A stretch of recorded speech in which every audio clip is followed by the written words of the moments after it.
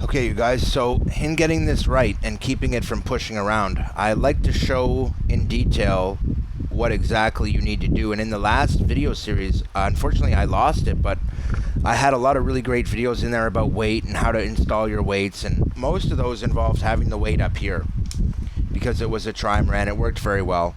This is the opposite. Now, this is the 20 gram weight I had in the boat. It doesn't look like much, but it's actually got some serious weight. Putting this in my hand, it is heavier.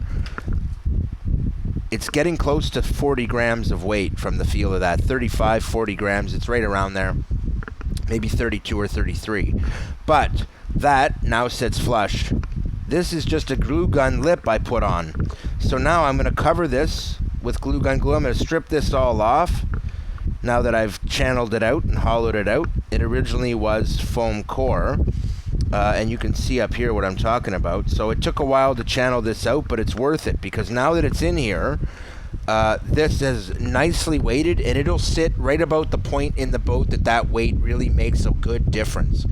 And I'm just going to put it just far enough in front of the rudder that the rudder can be mounted in the proper position. Right now it was sitting a little too close, and it was so light. I mean, this thing's downright buoyant, and what you don't want from your keel is buoyancy, and that was one of the problems I think I was having, was that the keel was actually pushing the boat up.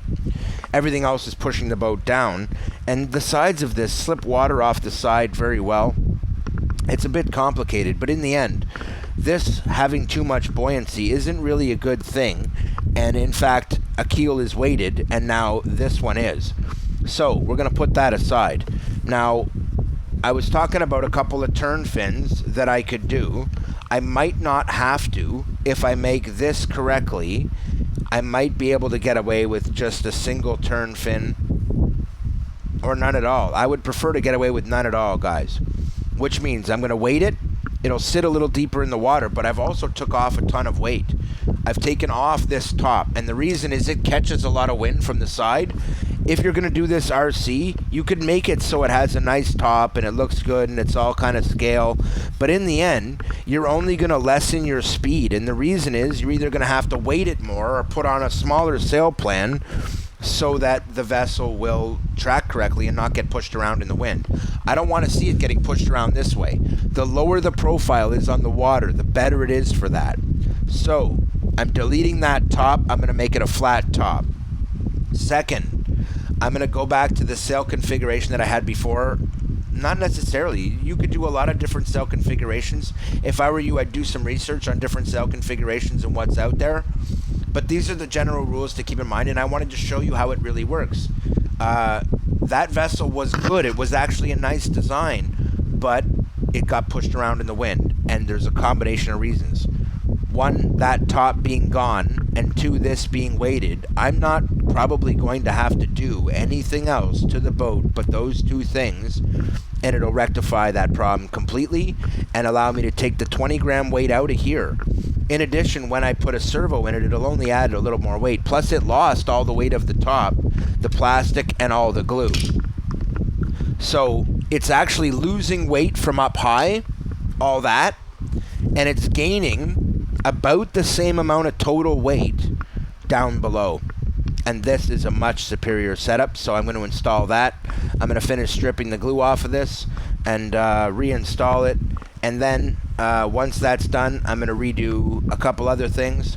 But basically, it's pretty much in the shape it's going to be. I'm going to put a cover on it, but it'll just be a cover so that I can open it, get my RC gear out, close it. That's it. And that's really the best thing for an RC because it's so light, guys. Unless you're going to put a ton of weight in it to keep it steady, and then it's going to be really slow. And the best thing you could do is design it so it doesn't need a huge sail area. And that way you won't have to strain yourself with all this crap. I always wanted the biggest possible sail area that I could put on the boat, which means it's basically a racing setup, and it's basically really fine-tuned and has to be. You guys don't have to do that, but I wanted to explain to you what's involved. And considering how the wind is going to blow across the deck doesn't even occur to most people when they're thinking about the boat and the sails and the pivot points and all this stuff. But it matters, and it matters huge. really huge, so huge that I'm going to do another video where I show you how it is, and you're going to be shocked at how much better it stays in without any turn fins. That'll be the next video. I'm just going to glue this on just the way it sits with some weight in the bottom, about 35 grams. I've taken out the 20 gram weight, so I'll be going from, I noticed with 40 it was a bit too slow. It actually slowed it down a little bit, but it'll push around less with 40 grams of weight there. But by moving it down even further and moving it below the waterline, it'll have an even bigger effect. And by increasing the weight, again, a bigger effect. So including it into the keel is the best way to go. It keeps it out of here. It gives me the most room to work with. And in the end, there will be a servo mounted there for the rudder, but it'll be a fairly weak servo. It won't be crazy heavy. I'm going to use an ultralight setup that's Metal Gear. And this is done now. It's finished pretty much. You could leave it just like this. Make some waterproof boxes out of Tupperware for your electronics. Put your servo in. Do it that way and you're fine. You don't need any of this decking, but I find it's good to have something to keep the water from coming over the bow as it pushes through waves. This little channel, believe it or not, because it's angled slightly this way, will help to keep water out of the boat. And then I'm going to fill it in, probably right back to here, and just have the back of it open. And that's one thing, but I'm not going to need to do that to show you guys how this works or how much of a difference this has made and losing the cabin top has made. The cabin top is huge, guys. If you saw the look on that, it had a big lip around the top and angled windows that direct wind right into that lip, which catches it there and pushes the boat around. You'll see, just between these two things, I probably won't need to do much else. But I'm also doing my sails, so I'll show you guys that in the next part. But for right now, I just wanted to cover the keel. All I did was cut into it with the Dremel along these lines, then cutting it chunks out with my X-Acto knife and digging them out with this tool. And that allowed me to get it to this point. It took about 15 minutes. Not a lot of time for the quality of work, and the results will be awesome because it looks good.